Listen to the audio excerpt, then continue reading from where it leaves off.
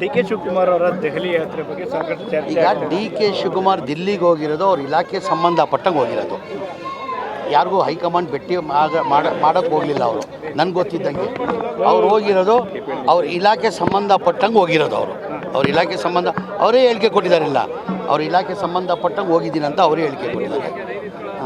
Sir, ಈಗ ಇಕ್ಬಾಲ್ ಹುಸೇನ್ ಅವರು 6 ಅಥವಾ 9ಕ್ಕೆ ಡಿ ಕೆ ಶಿವಕುಮಾರ್ ಸಿಎಂ ಆಗ್ತಾರೆ. ಈಗ ಅವರವರು ಅಭಿಪ್ರಾಯ ಅವ್ರು ಹೇಳ್ತಾರೆ, ನನ್ನ ಅಭಿಪ್ರಾಯ ನಾನು ಹೇಳ್ತೀನಿ. ನಮ್ಮ ಪಕ್ಷ ಹೈಕಮಾಂಡ್ ಪಕ್ಷ.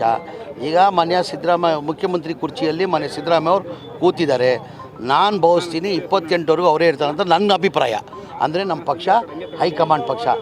ಈ ಬದಲಾವಣೆ ಮಾಡಬೇಕಾದ್ರೆ ಯಾರು ತೀರ್ಮಾನ ತೊಗೊಳ್ಬೇಕು? ನಿಮ್ಮಿಂದ ಸಾಧ್ಯ ಇಲ್ಲ. ಈ ಬದಲಾವಣೆ ಆಗಬೇಕಾದ್ರೆ ಮನೆ ರಾಹುಲ್ ಗಾಂಧಿ ಅವರು, ACC ಅಧ್ಯಕ್ಷ ಆದ ಮಲ್ಲಿಕಾರ್ಜುನ ಖರ್ಗೆ ಅವರು, ನಮ್ಮ ನಾಯಕಿಯಾದಂಥ ಸೋನಿಯಾ ಗಾಂಧಿ ಅವರು ತೀರ್ಮಾನ ಮಾಡಬೇಕಾಗಿರೋದು.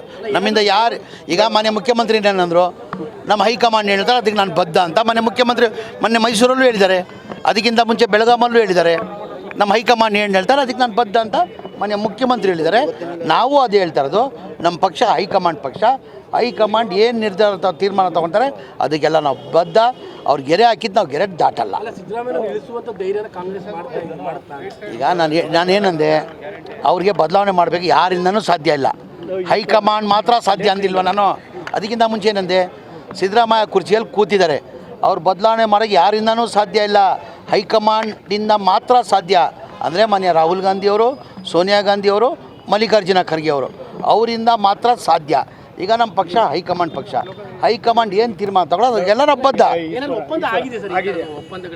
ಅದು ನಮ್ಗೆ ಗೊತ್ತಿಲ್ಲ. ಹೈಕಮಾಂಡ್ ಗೊತ್ತಿರ್ತದೆ. ಹೈಕಮಾಂಡ್ ಗೊತ್ತಿಲ್ಲ. ಇಲ್ಲ, ಆ ಥರ ನನಗೆ ಗೊತ್ತಿಲ್ಲ.